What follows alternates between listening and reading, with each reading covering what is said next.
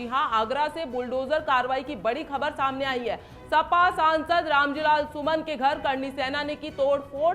रामजीलाल सुमन के आवास पर बवाल। सांसद के घर बुलडोजर लेकर पहुंची करनी सेना। राणा सांगा के मुद्दे पर किया जमकर बवाल। सुमन के घर पहुंचे हजारों करनी सेना कार्यकर्ता। इस दौरान पथराव में कई पुलिसकर्मी हुए जख्मी और करनी सेना के बीच हुई जमकर मारपीट और बवाल। आवास के बाहर लगे गेट को तोड़ा। पुलिस ने भी किया लाठीचार्ज। राज्यसभा सांसद रामजीलाल सुमन ने राणा सांगा को लेकर कहा था गद्दार। तो आपको बता दें, बड़ी खबर आ रही है। सांसद के घर बुलडोजर लेकर पहुंची करनी सेना। राणा सांगा के मुद्दे पर हजारों कार्यकर्ताओं ने किया जमकर बवाल। तो आपको बता दें, इस खबर ने बड़ा रुख ले लिया। इस दौरान पथराव में कई पुलिसकर्मी भी जख्मी हो गए।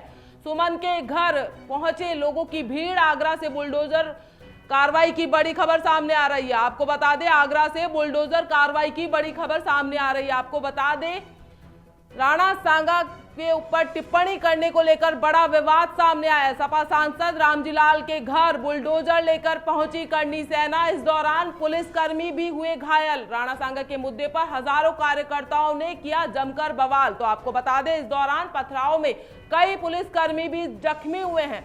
तो आपको बता दें, आगरा से अब बड़ी खबर आ रही है। आगरा से बुलडोजर कार्रवाई की बड़ी खबर सामने आई है।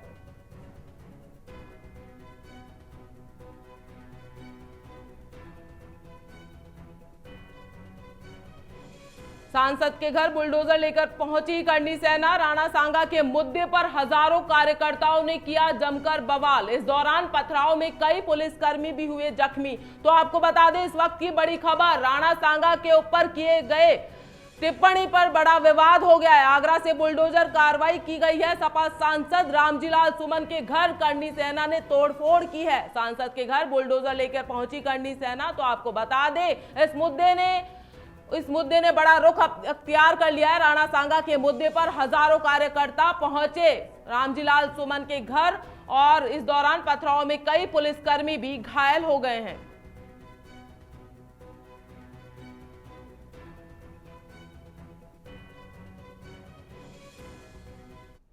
इस खबर पर ज्यादा जानकारी के लिए हमारे ब्यूरो हेड दानिश वारसी जुड़ गए हैं। दानिश, क्या कुछ पूरा मामला है?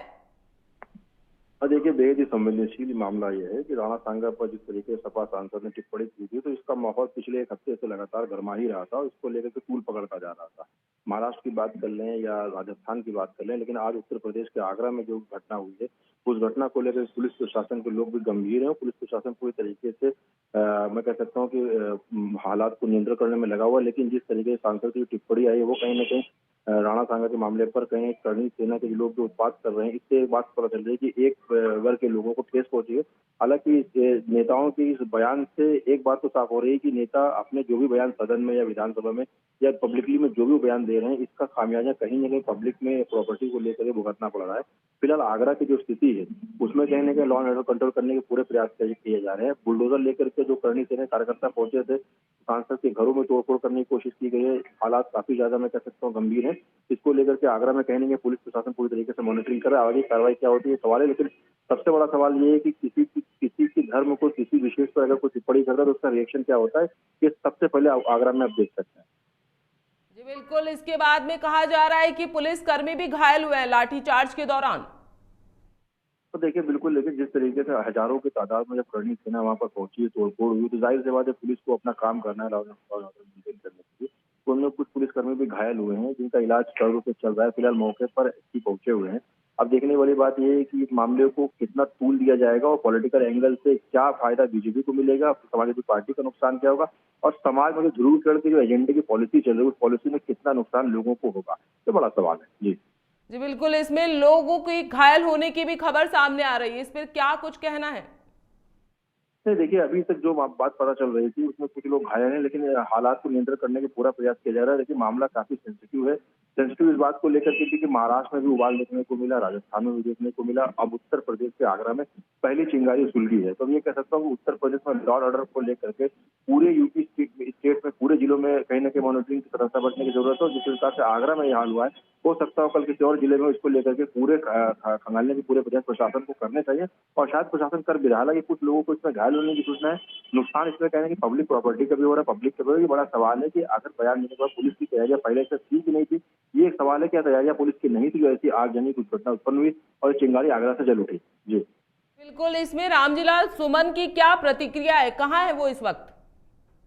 देखिए, उनके बयान के बाद अभी तक तो कोई दूसरा रिएक्शन नहीं आया है और ना ही कोई माफी मांगने को लेकर के कोई रिएक्शन आया है।